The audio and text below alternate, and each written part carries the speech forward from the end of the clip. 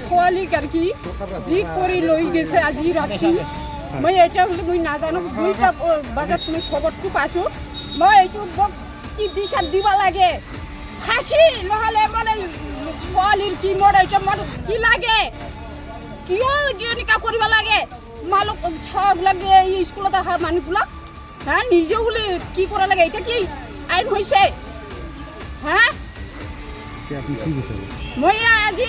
মোৰ ছোৱালীকো বাঁচাব লাগে আৰু মই ফাঁসি লাগে মই ফাঁসি লাগে ইয়াত মিলি খাওয়াতে আৰু এইটো ঘটনাটো কিয় কৰিব লাগে হা কিয় কৰিব লাগে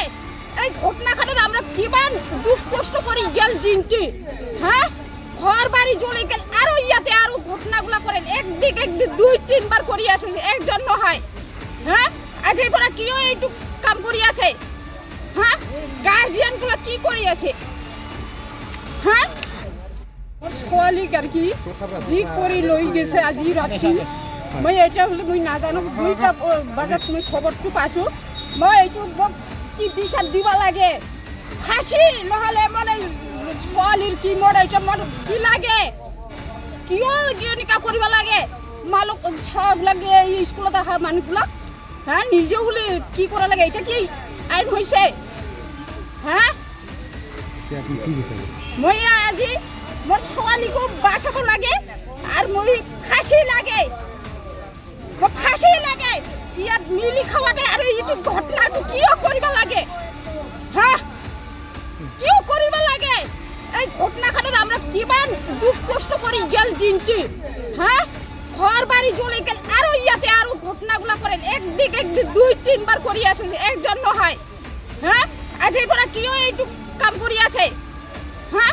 গার্জিয়ানগুলা কি করি আছে হ্যাঁ চলৰ এজন যুৱক হিচাপে মই এইটো কথা ক'ব বিচাৰিছোঁ যে যোৱা কিছুদিন আগতে আমাৰ যেটো কলকাতাৰ ঘটনা হৈ গ'ল লগতে যোৱাকালি যেটো আমি দেখিবলৈ পালোঁ ঢেঙৰ ঘটনাটো সেই ঘটনাটো মাৰ নাযাওঁতে আমাৰ তুলসীবিল অঞ্চলত আমি বৃহত্তৰ এই অঞ্চলত আমি হিন্দু মুছলিম আমি সকলোৱে একত্ৰিত হৈ একেডাল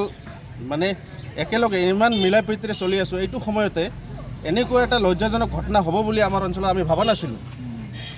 গতিকে মই আজিৰ এই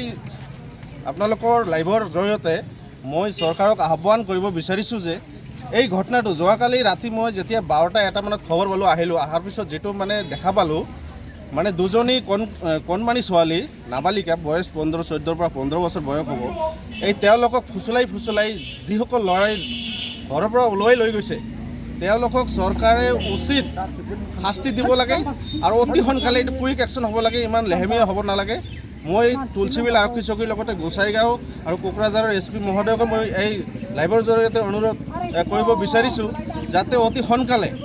যি দোষী এই নাবালিকা ছোৱালীক এনেকৈ ফুচলাই লৈ গৈ বিজনেছ কৰিছে নে ইহঁতে কি লাভ জেহাদ কৰিব বিচাৰিছে ইয়াত হিন্দু মুছলিমৰ কথা মই কোৱা নাই কিন্তু কথাটো হৈছে যিয়ে দোষীয়ে উচিত শাস্তি পাব লাগে এই কিছুমান নিৰ্দিষ্ট কিছুমান মুছলিম উদ্ভণ্ডলীৰ ল'ৰাৰ কাৰণে আজি মুছলিম সমাজখনো আজি লজ্জাত পৰিণত হৈছে সেইকাৰণে আমি মুছলিম সমাজখনক আমি দোষাৰোপ কৰিব নোৱাৰোঁ কাৰণ ইহঁতৰ একাংশ ভাল মানুহ আছে আমি দেখিবলৈ পাইছোঁ একেলগে থাকোঁ বহুত দেখিবলৈ পাইছোঁ কিন্তু ইহঁতৰ কিছুমান এনেকুৱা ল'ৰাৰ উদ্ভণ্ডলী ল'ৰা ছোৱালীৰ কাৰণে আজি মানে গোটেই সমাজখনে বদনামত ভুগিব লগা হৈছে আৰু লগতে আমি আজি ইমান এটা অঞ্চলত ইমান ধুনীয়াকৈ বসবাস কৰি আছোঁ এই অঞ্চলত যদি এনেকুৱা অপ্ৰীতিকৰ ঘটনা 2012ৰ দৰে যদি ঘটনা আকৌ পুনৰাবৃত্তি হয় ইয়াত তাৰ কাৰণে জগৰীয়া কোন হ'ব আচলতে হিন্দু সমাজ নে মুছলিম সমাজ গতিকে মই কৈছোঁ ইয়াত কোনো সমাজ কোনো জাতি ধৰ্মৰ কথা নাই মই চৰকাৰক এটাই অনুৰোধ কৰিছোঁ যিসকলে দোষী যিসকল কালপ্ৰিট এই ঘটনাত জড়িত যিসকলে ছোৱালীকেইটা ঘৰৰ পৰা বাহিৰ কৰি লৈ গৈছে এই তেওঁলোকক উচিত শাস্তি প্ৰদান কৰিব লাগে কাৰণ ছোৱালীবিলাক একেবাৰে নাবালিকা আৰু এজন মই শুনিবলৈ পোৱা মতে কালি গোটেই ৰাতি মই তুলসীবিল আৰক্ষী চকীত আছিলোঁ IC ছাৰৰ লগতো আমি কোপাৰেট কৰি আছিলোঁ যাতে ঘটনাটো অতি সোনকালে সলভ কৰিব পৰা যায় কিন্তু আমি যিখিনি দেখা পাইছোঁ সেইখিনি খুব ভয়ানক মানে এইখিনি আমি ব্যাখ্যা কৰিব নোৱাৰোঁ গতিকে আমি গোটেইখিনি চৰকাৰক এৰি দিছোঁ আপোনালোকে ইয়াৰ উচিত তদন্ত কৰক আৰু দোষীক উচিত শাস্তি দিয়াৰ এটা ব্যৱস্থা কৰক যাতে আৰু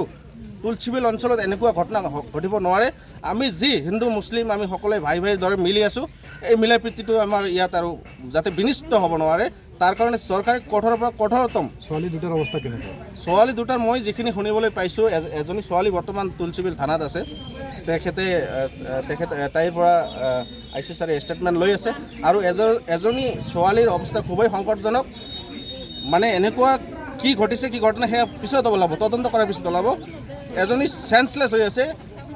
গোসাইগাঁও হাবৰুবিল হস্পিটেলৰ পৰা ছোৱালীজনীক ইতিমধ্যে কোকৰাঝাৰলৈ ৰেফাৰ কৰিছে। মানে ছোৱালীজনীৰ অৱস্থা খুবেই সংকটজনক। গতিকে এই বস্তুখিনি চালি জাৰি চোৱাৰ কাৰণে মই চৰকাৰী আৰু বিভাগীয় পক্ষক মই আহ্বান জনাইছোঁ।